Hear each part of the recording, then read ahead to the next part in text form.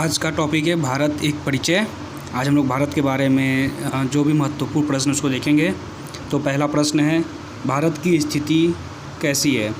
तो जो भारत की स्थिति है वो अगर हम लोग देखें अक्षांशीय दृष्टि से, ठीक, तो अक्षांशीय दृष्टि से देखें तो उत्तरी गोलार्ध में है, और अगर देशांतर की दृष्टि से देखें तो ये पूर्वी देशांतर में, अर्थात जो भारत है वो उत्तरी गोलार्ध एवं पूर्वी देशांतर में स्थित है। दूसरा प्रश्न है, भारत की आकृति कैसी है। तो जो भारत की आकृति है वो चतुष्कोणीय है। अगला प्रश्न है, भारत का कुल क्षेत्रफल कितना है। तो भारत का कुल क्षेत्रफल 32,87,263 वर्ग किलोमीटर है। अगला प्रश्न है, भारत का क्षेत्रफल संपूर्ण विश्व का कितना प्रतिशत है। तो जो भारत का क्षेत्रफल है वो संपूर्ण विश्व का 2.42% है। अगला प्रश्न है, भारत की राजधानी। तो भारत की राजधानी नई दिल्ली है, जो कि सन 1912 में कलकत्ता से स्थानांतरित होकर नई दिल्ली को बनाया गया। उस समय जो वायसराय थे भारत के वो थे लॉर्ड हल्डिंग द्वितीय।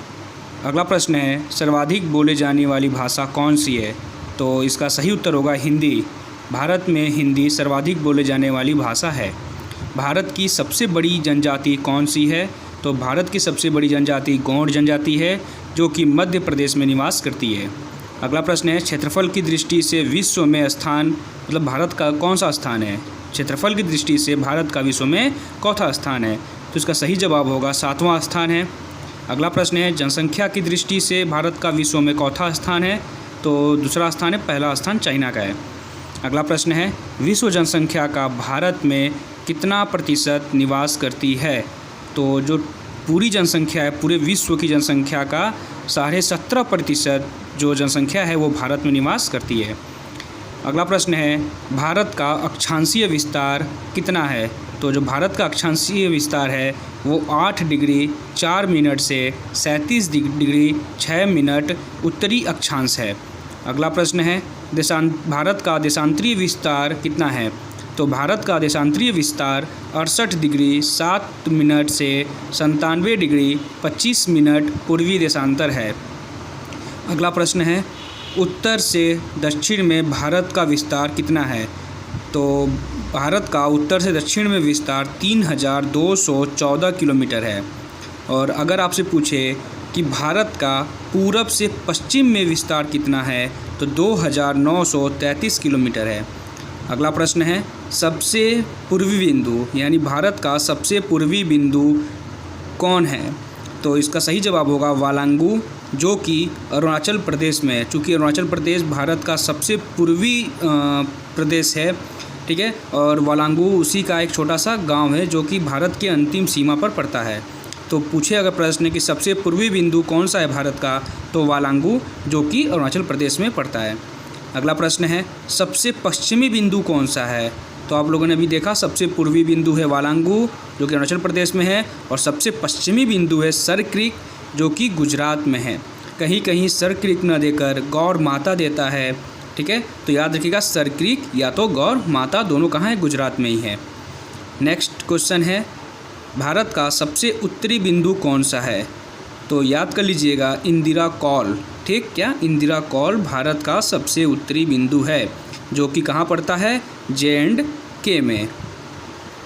अगला प्रश्न है, सबसे दक्षिणी बिंदु। तो भारत का सबसे दक्षिणी बिंदु है इंदिरा पॉइंट।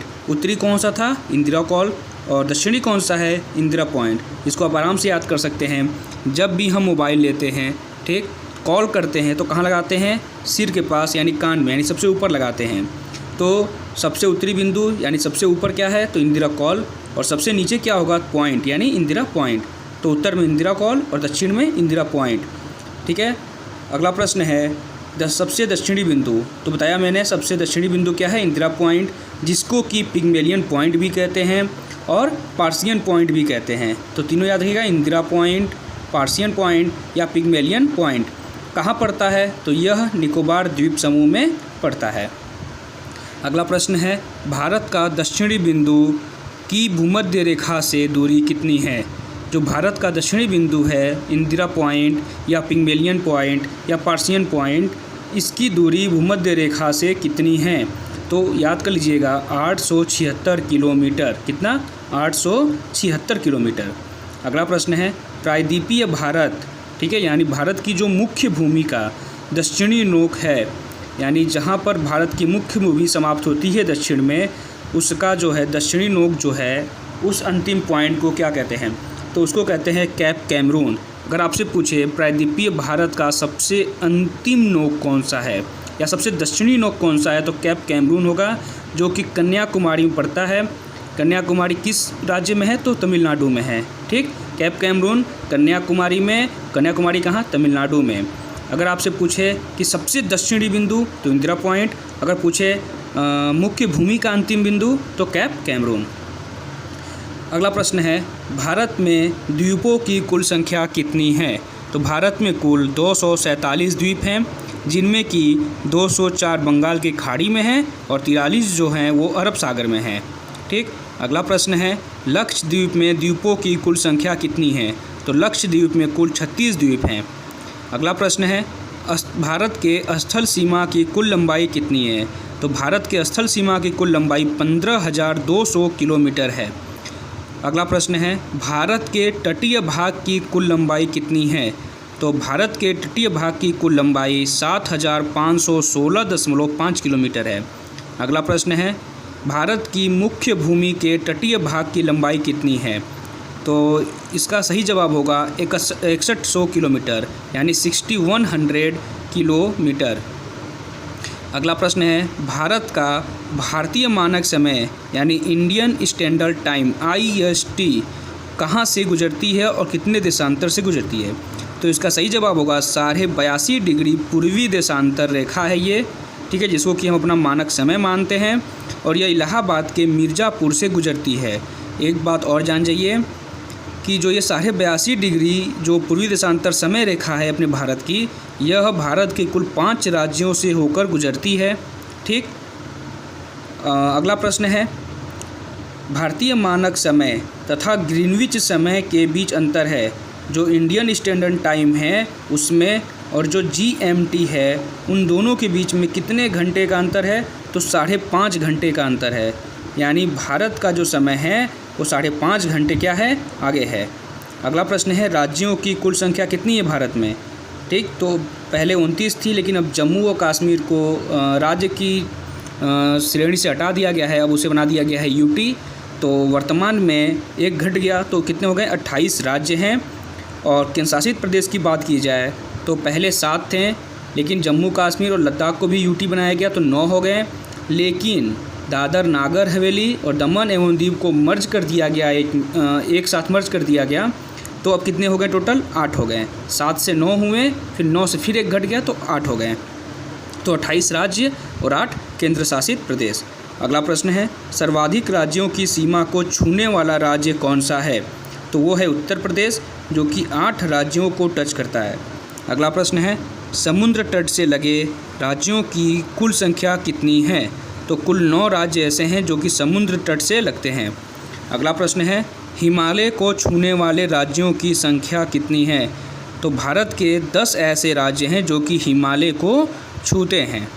अगला प्रश्न है भारत की प्रादेशिक जल सीमा, ठीक है, भारत की प्रादेशिक जल सीमा कितने समुद्री मील तक है, तो ये होगा 12 समुद्री मील तक भारत की प्रादेशिक जल सीमा है।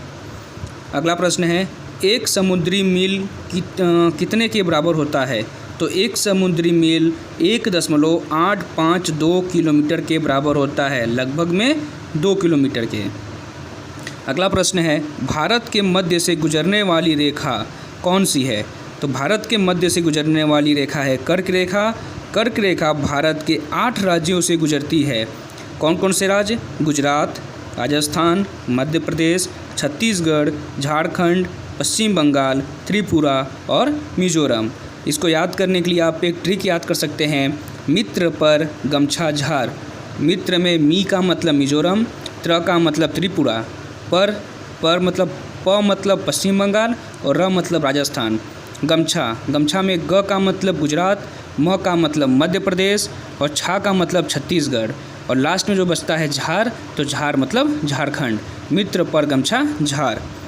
अगला प्रश्न है भारत का सर्वाधिक नगरीकृत राज्य कौन सा है, तो इसका सही जवाब होगा गोवा।